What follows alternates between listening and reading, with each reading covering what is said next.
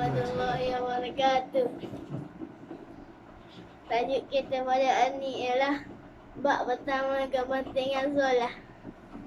Bab ini mengandungi dua bahagian. Bahagian pertama menerangkan tentang kelebihan solat dan bahagian kedua menerangkan amaran dan celaan terhadap mereka yang meninggalkan solat.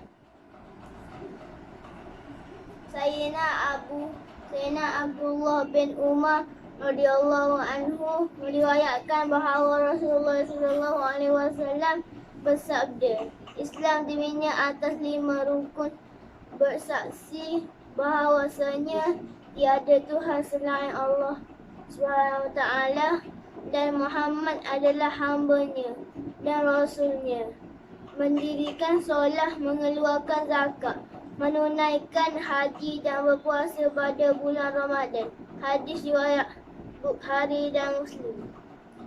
Kelima-lima perkara di atas merupakan asas Islam yang unggul dan rukun yang penting. Dalam hadis ini Nabi SAW mengibaratkan Islam sebagai sebuah kemah yang ditengahkan oleh 5 batang tiang. Tiang tengah ialah kalimah syahadah, sementara keempat-empat tiang di 4 penjuru kemah itu merupakan 4 lagi rukun Islam yang lain. Tanpa tiang tengah, kemah tersebut tidak boleh ditengahkan sama sekali. Jika kemah itu ada tiang tengah dan salah satu daripada 4 tiang tadi tidak ada, maka kemah itu masih dapat ditengahkan, tetapi penjuru yang tidak ada tiang itu akan cacat dan condong. Setelah mengetahui sabda Nabi SAW yang tersebut, kini marilah kita sama-sama menyemak diri kita sendiri. Sejauh manakah teguhnya kemah yang telah kita dirikan itu, dan rukun Islam yang manakah telah dapat kita jaga dengan sempurna. Sebenarnya kelima-lima rukun Islam tersebut amat penting sehingga dijadikan sebagai asas Islam. Sebagai seorang Islam, kita sangat perlu mengambil berat terhadap kesemua rukun Islam itu, tetapi amalan yang terpenting sesudah iman ialah solat. Sayyidina Abdullah bin Mas'ud radhiyallahu anhu berkata bahawa beliau bertanya kepada Rasulullah sallallahu alaihi wasallam, apakah amalan yang paling disukai Allah Subhanahu wa taala? Baginda sallallahu alaihi wasallam menjawab, solat. Saya bertanya lagi, selepas solat apa pula? Jawab baginda sallallahu alaihi wasallam, berbuat baik kepada kedua-kedua ibu bapa. Saya bertanya lagi, selepas itu apa pula? Rasulullah sallallahu alaihi wasallam bersabda, jihad. Mulla Ali Qori rahimahullah berkata bahawa hadis ini yang paling afdal selepas iman. Pendapat ulama tersebut dikuatkan lagi dengan sebuah hadis sahih yang berbunyi, as-salatu khairum maudu', yakni sebaik-baik amalan yang diperintahkan oleh Allah Subhanahu wa taala kepada hamba-hambanya adalah solat.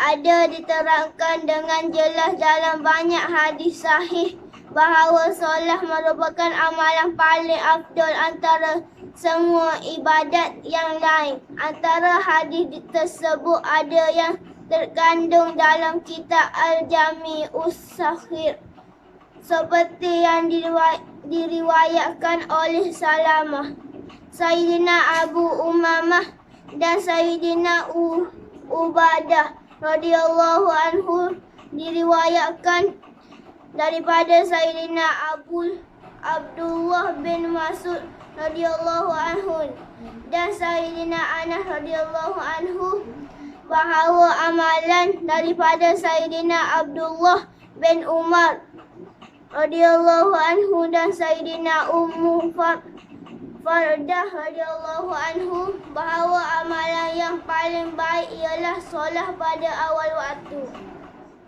Sayyidina Abu Zar radhiyallahu anhu berkata, suatu ketika Nabi SAW keluar pada musim sejuk semasa daun-daun gugur. Lantas baginda SAW memegang dahan dari sebatang pokok. Maka daun-daun tersebut mulai gugur dengan lebat dari dahan tersebut. Baginda SAW bersabda, wahai Abu Zar, saya menyahut saya ya Rasulullah. Kemudian baginda SAW bersabda, apabila seseorang Islam menunaikan solat untuk mendapat keredaan Allah SWT, dosanya gugur seperti gugurnya daun-daun ini daripada pokok. Hadis riwayat Ahmad. Pada musim sejuk banyak sekali daun yang gugur sehingga kadang-kadang pada sesetengah pohon tiada sehelai daun pun yang tertinggal. Inilah juga mafhum daripada sabdaan Nabi SAW di atas, iaitu kesan solat yang dilaksanakan dengan ikhlas akan menghapuskan semua dosa sehingga tidak ada satu dosa pun yang tertinggal. Walau bagaimanapun, satu perkara perlu diberi perhatian, iaitu rumusan daripada kajian yang mendalam yang dibuat oleh para alim ulama berdasarkan Al-Quran dan hadis menyatakan bahawa hanya dosa kecil sahaja yang akan terampung melalui solat dan amalan-amalan kebaikan yang lain. Dosa besar tidak terampung tanpa bertaubat. Oleh itu, di samping mengerjakan solat, kita hendaklah juga mengambil berat untuk bertaubat dan beristighfar, dan janganlah mencuaikan perkara ini. Lainlah jika Allah SWT mengampun dosa besar seseorang dengan limpah rahmatnya.